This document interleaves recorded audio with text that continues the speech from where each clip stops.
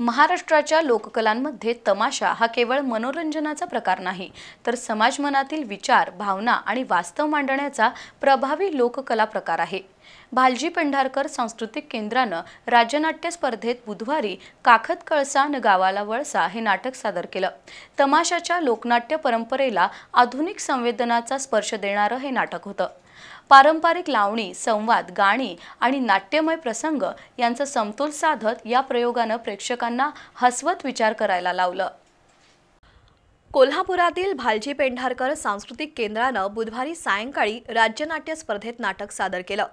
काखत कळसा न गावाला वळसा या नाटकातून पारंपरिक लोककलेचा बाज सादर झाला।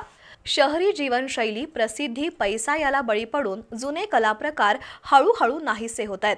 ते टिकवून ठेवणं अत्यंत कठीण आहे। आळसेवाडी या गावातील तमाशाच्या फडातील कलाकारांची ही गोष्ट आहे। वर्षानुवर्ष तमाशाचं सादरीकरण करून उदरनिर्वाह करणाऱ्या कलाकारांना शहरातील दोघे जण भुलवतात। आपल्या सोबत शहरात येऊन सिनेमात काम करण्याचं आमिष दाखवतात। त्यामुळे सर्व काही सोडून त्यांच्या सोबत जाणाऱ्या या कलाकारांना वेळीच त्यांची चूक लक्षात येते आणि ते थांबतात, अशी या नाटकाची गोष्ट आहे। लेखक उत्कर्ष अवघडे यांनी विनोदी प्रसंग आणि संवाद यांच्या माध्यमातून सामाजिक आणि राजकीय विषयांवर टिप्पणी केली आहे। फडाची प्रमुख नर्तिका चंद्रकला आणि तिची सहकारी मंजुळा यांच्यातील संघर्ष, फड टिकवून ठेवण्याची शाहिरांची धडपड, चंद्रकला आणि शाहीर यांचा मुलगा दिलीपचं ऑर्केस्ट्रा काढण्याचं स्वप्न, संपतरावांची वैयक्तिक आणि राजकीय अभिलाषा अशा अनेक मुद्द्यांना लेखकानं नाट्यमयरित्या मांडण्याचा प्रयत्न केलाय।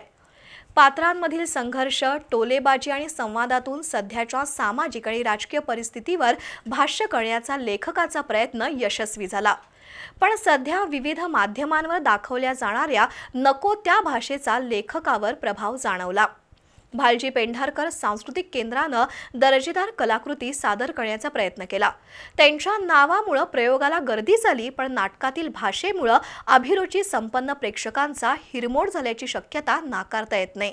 नाटकाची मांडणी पारंपरिक तमाशाच्या शैलीत असून त्यात सोंगट्या, वग, लावणी आणि विनोदी फटके यांचा समावेश आहे। प्रेक्षकांना गुंतवून ठेवण्याची ताकद या प्रयोगात जाणवली, पण काही ठिकाणी संवादात जरा जास्तीच अश्लीलता वाटली। नाटकातील बहुतांश विनोद कमरेखालचे विनोद होते। एका ठिकाणी चक्क शिवीचाही वापर करण्यात आला। तरीही कलावंतांनी घेतलेली मेहनत, रंगमंचावरील उत्स्फूर्तता आणि लोकनाट्याचा जिवंतपणा या प्रयोगाचं बलस्थान ठरलं। विशेषतः संपतरावांच्या भूमिकेतील करण पाटील यांचं टायमिंग आणि प्रेक्षकांच्या प्रतिक्रिया या लोकनाट्याशी सुसंगत वाटल्या। मंजुळाच्या भूमिकेतील आदिती समुद्रनं हावभाव आणि अदा प्रभावीपणे सादर केल्या।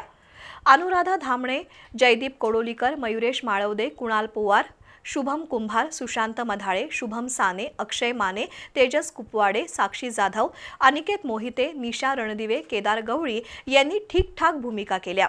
संगीत हा या प्रयोगाचा आत्मा होता। पारंपरिक ढोलकीच्या तालात रंगणाऱ्या लावण्यांनी वातावरण रंगवलं। ओंकार बुचडे आणि शुभम साने यांचं संगीत प्रसंगांना पूरक वाटलं। नाटकासाठी विशेष असं नेपथ्य नव्हतं, तर संपूर्ण नाटक सामान्य प्रकाशावर सादर झालं।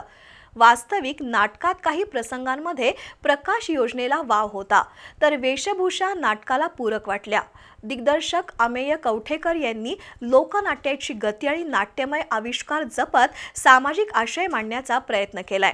एकूणच काखत कळसा न गावाला वळसा या नाट्यप्रयोगातील काही ठिकाणी भाषेचा अतिरेकी वापर खटकला, तरी प्रयोगाचा हेतू, सादरीकरणातील ऊर्जा आणि लोकाभिमुख शैली प्रेक्षकांच्या पसंतीस उतरली।